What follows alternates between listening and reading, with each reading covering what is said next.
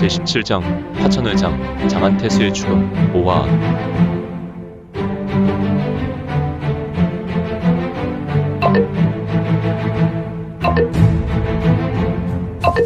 구독과 좋아요, 알림 설정 부탁드립니다.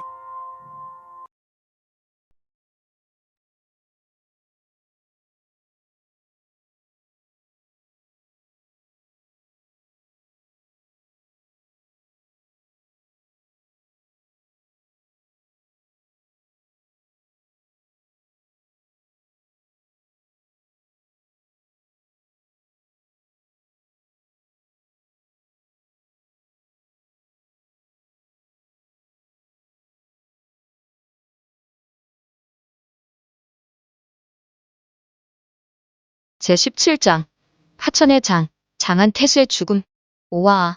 군항동 내전. 태산 군항동은 원래부터 천의 유세로 소문이 나 있었던 곳이다. 군항동 내부는 자연동굴로 일반인이 이곳에서 들어오면 반드시 길을 잃고 굶어 죽을 것이다. 그만큼 군항동 내부는 매우 복잡한 곳이다. 그런데 이곳에 계엄문에 소굴이 되었다면 더욱 복잡 미묘한 요새가 되었을 것이다. 이미 친군도이부 무사들이 이곳에 들어온 지 일각의 시간이 흘렀고 입구로부터 여러 무사들이 쓰러져 있었는데 대부분 쓰러져 죽은 자는 혈의 무복을 입은 자들이었으며 이들은 아무래도 계엄문의 인물인 것 같았다. 어떤 이들은 오공에서 피를 흘리고 있었고 또 어떤 이들은 가슴이 함몰되어 있었으며 또 어떤 이들은 수급이 잘린 이도 있었다. 목과 분리된 수급은 매우 예리하게 잘려있는 것으로 확인되어 수년간 갈고 닦여 첨예화된 검으로 잘린 것 같았다. 다만 모든 시체에서 흘러나오는 피가 마르지 않은 것으로 보아 이들은 불과 얼마 되지 않는 시간에 급사한 것이다. 챙챙챙 스강 차앙 챙챙챙 합합합 이야 으합 헉 스삭 그를득. 흙의 무복을 입은 자들은 무리를 이루어 움직이고 있었는데 불과소수의 무리인 혈색 무복 인물들을 일방적으로 도살하고 있었다. 맨 앞에서 선두에 선 인물은 다른 인물들과 달리 호리호리한 신형을 가지고 있었고 따르는 무리보다 우선 달려나갔으며 다른 무리는 선두에 선 인물을 따르고 있었다. 호리호리한 신형의 소유자는 매우 날쌘 제비와 같았고 그의 보보는 매우 부드러운 걸음이었다. 휙휙 휘리릭. 이제 호리호리하게 생긴 무인은 공중제비를 돌았고 휙휙휙 퍽 튀어나온 혈색 무복을 입고 있는 인물의 머리를 밟으며 지면으로 내려섰다. 크! 웬 놈들이냐! 감히 이곳이 어디라고! 그냥 누워라. 휙휙 사각 스앗 휙휙 퉁. 혈색 무복의 인물은 흑색 무복을 입은 자의 쾌검에 의해 수급이 잘렸고 머리를 잃은 자는 힘없이 썩은 집단 넘어가듯 쓰러져 버렸다. 호리호리한 무사의 음성은 여인의 음성이었다. 그녀는 앞에 적을 물리치고 뒤를 돌아보았다. 자신을 따르는 무사는 모두가 건장한 장년인이었고 그들은 모두가 커다란 신형을 가지고 있어서 이들이 적을 상대할 때 매우 기민하게 효과적인 살인수를 보이지 않았다면 모두가 망난이나 정육점을 운영하는 상인으로 보였을 것이다. 역시 흑의 무사들은 매우 효과적으로 쾌속한 보법을 밟았으며 일수일살, 일검살수로 소수의 혈색 무복 무사들의 영혼이 떠나가고 있었는데 교찰, 피하시오! 유일하게 호리호리한 신형을 가진 여인은 잠시 부하들을 보았고 그녀는 부하의 외침에 신속하게 유연비경이란 제문의 신비보법으로 밝은 빛을 내며 신형이 흐릿하게 사라졌다.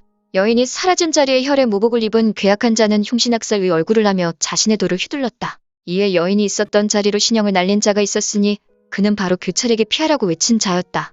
쇠액, 까강스 그릇 휙, 사각. 흑의 무복을 입은 자가 지나가니 돌을 휘둘렀던 자 혈색 무복의 무사는 순간 허리에 핏물이 배었는데 헉! 찰나 그의 몸은 두 동강이 났는지 그의 상체는 무너져 내렸고 이후에 두 다리도 힘없이 무너져 내려 하체 또한 바닥에 굴렀다. 상대는 총각이 요절한 것이다.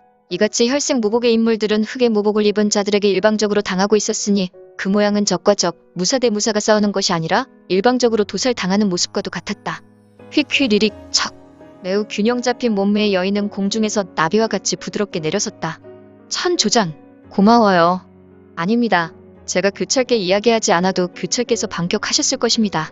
저는 대원들에게 그간했던 습관으로 교찰께 저도 모르게 외쳤습니다. 아니에요.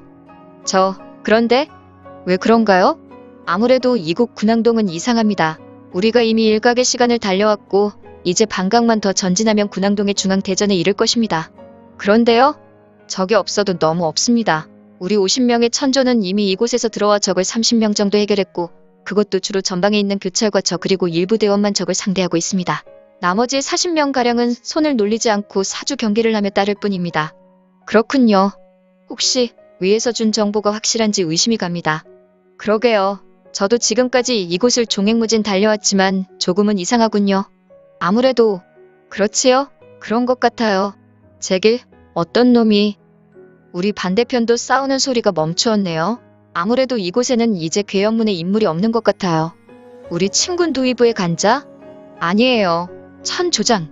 간자가 있는 것이 아니라 아무래도 훈방한 허가장의 인물 중에 이곳으로 정보를 전한 인물이 있었던 것 같아요.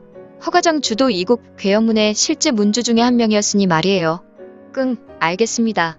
그래요. 천조장님 부하들을 속히 인도하세요.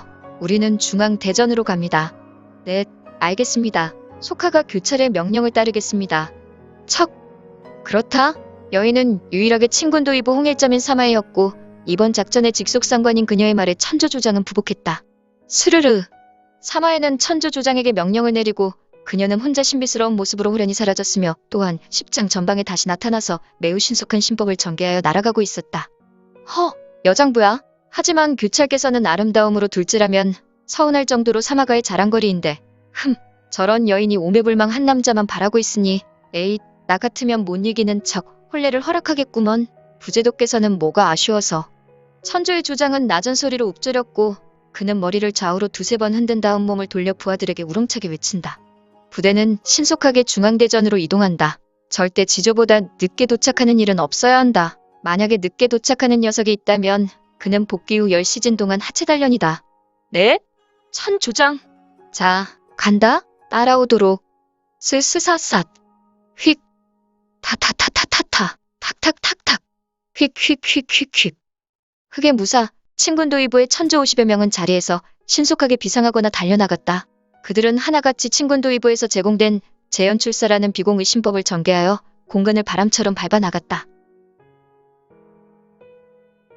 휘리릭 척! 부사님을 배우이다. 공중에서 떨어져 내린 신형이 있었으니 바로 사마이였다. 사마이가 도착한 군항동 중앙대전에는 이미 이영과 곽부가 도착했고 그들의 안색이 그늘져 있어서 그리 좋은 인상은 아니었다. 응? 어서 오시게. 사마교찰. 네, 좌부도사님. 이영은 조금 떨떠름한 미소를 짓고 사마이에게 말한다. 자네도 알겠지. 물론이에요. 부도사님. 아무래도 우리는 오늘 헛수고를 한 것 같아. 그렇습니다. 이때 스르르 척! 적충이었다. 부도사와 좌부도사를 뵙습니다. 응? 어서 오시게. 네. 적충은 깊숙이 숙인 허리를 폈다. 자네도 마찬가지겠지. 네, 좌부도사. 우리가 온 길에서 만난 괴연문의 무리는 단 30여 명이 못 됩니다. 그렇군. 어떻게 하실 건가요? 옥구슬이 쟁반에 구르는 것과 같은 사마이의 목소리였다. 아무래도 우리는 여기를 철수해야 할 것 같아. 곽부자네, 혹시 천조가 휴대하는 병력탄이 있나? 물론이지. 우리는 상시 구비하고 있네. 흐흐. 곽부는 조금 음흉한 웃을 흘리고 있었다. 이때 웬 놈들이야. 감히 이곳이 어디라고.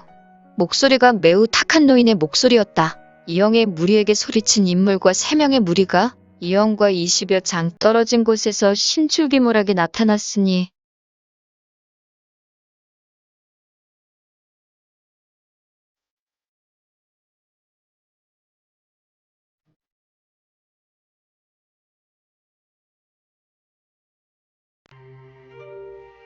오늘 준비한 내용은 여기까지입니다. 혹시 연학 작가님의 영웅불사지체를 보다 빨리 보시거나 초인전을 이어서 보시고 싶으시다면 원스토리 어플 내려받으시고 초인전이나 영웅불사지체를 검색하셔서 보실 수도 있고요. 추후 영웅불사지체 일부 제국의 후에는 원스토리와 리디북스에서 단행본으로도 보실 수 있습니다. 또한 영웅불사지체 2부 제국의 불사오는 원스토리에서 시작하려고 합니다. 이 점 참고 바랍니다. 재밌게 보셨나요? 재미있게 보셨다면 좋아요. 다음 내용이 궁금하시다면 구독을 부탁드립니다. 항상 저희 민지원의 매거진 성원 부탁드리고요. 아쉽지만 다음 시간에 만나 뵙겠습니다. 모두 건강하시고 오늘 세상에서 최고로 멋진 하루 되세요.